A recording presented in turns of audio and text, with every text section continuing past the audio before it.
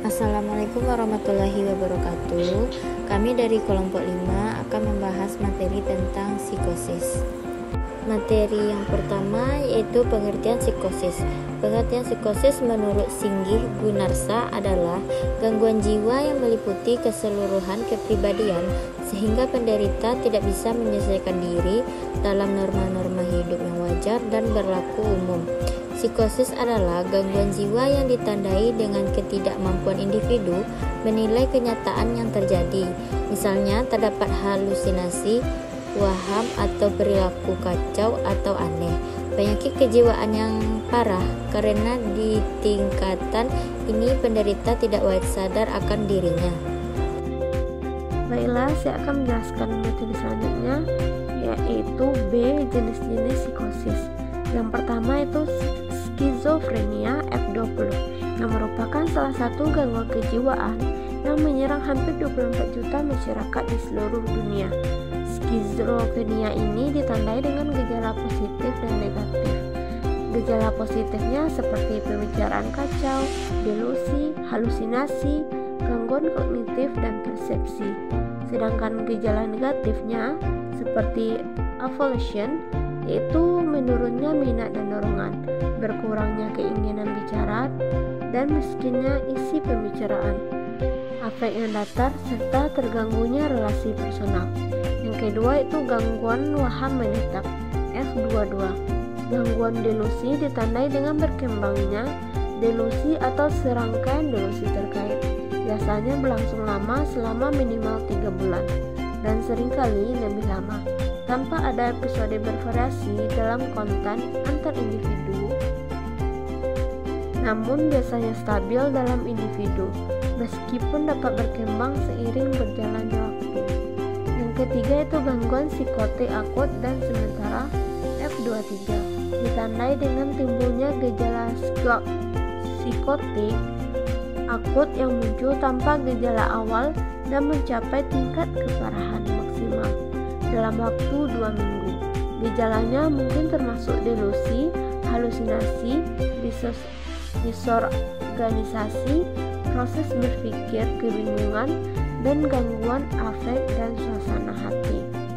Yang keempat itu gangguan mental dan berlaku akibat penggunaan zat psikoaktif F10, F19. Jenis ini berisi berbagai macam gangguan yang berbeda dalam tingkat keburukan dan bentuk klinis, tetapi semuanya disebabkan oleh penggunaan zat atau lebih zat psikoaktif yang mungkin atau mungkin tidak diresepkan secara medis. Identifikasi zat psikoaktif harus didasarkan pada sebanyak mungkin sumber informasi, termasuk data laporan diri, analisis darah, dan cairan tubuh lainnya.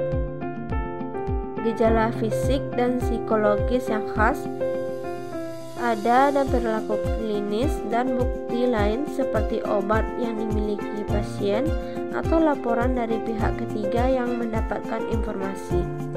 Yang kelima itu gangguan skizotifal F21.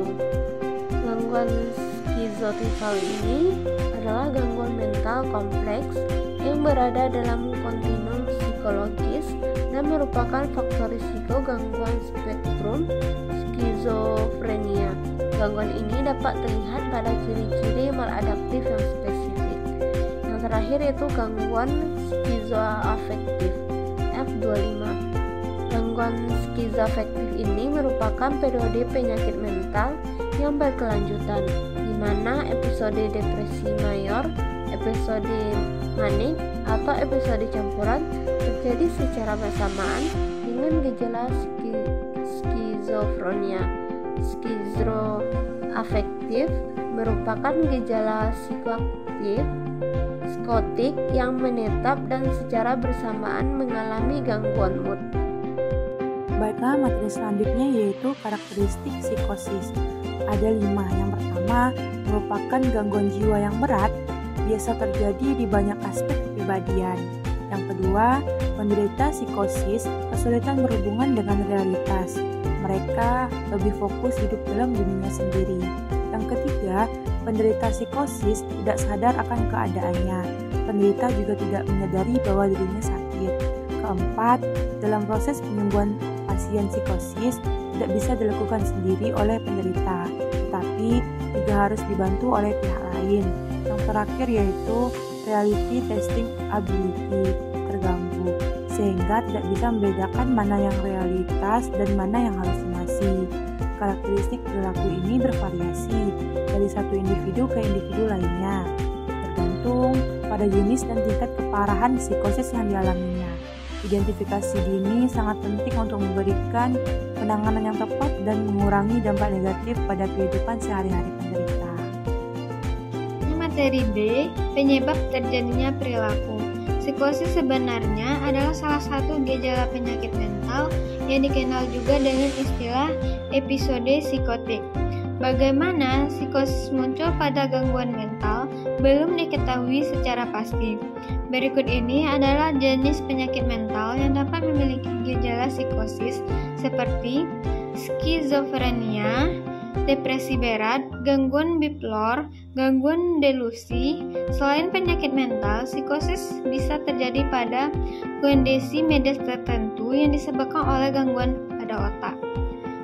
Psikosis juga dapat disebabkan oleh penyakit yang mengakibatkan komplikasi di otak seperti penyakit Parkinson, penyakit Huntington, HIV atau AIDS, sifilis, malaria, penyakit Alzheimer, lupus, multiple sclerosis, cedera otak, tumor atau kanker otak, stroke, epilepsi, dan demensia.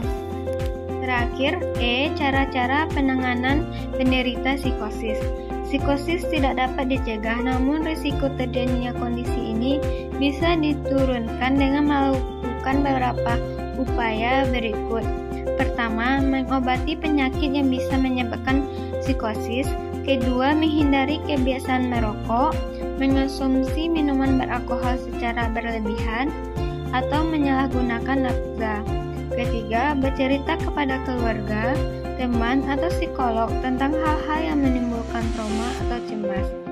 4. Melakukan relaksasi untuk mengatasi stres, misalnya dengan berendam dengan air hangat, mendengarkan musik, atau tidur. 5. Beristirahat dan tidur dengan cukup. 6. Berolahraga secara teratur.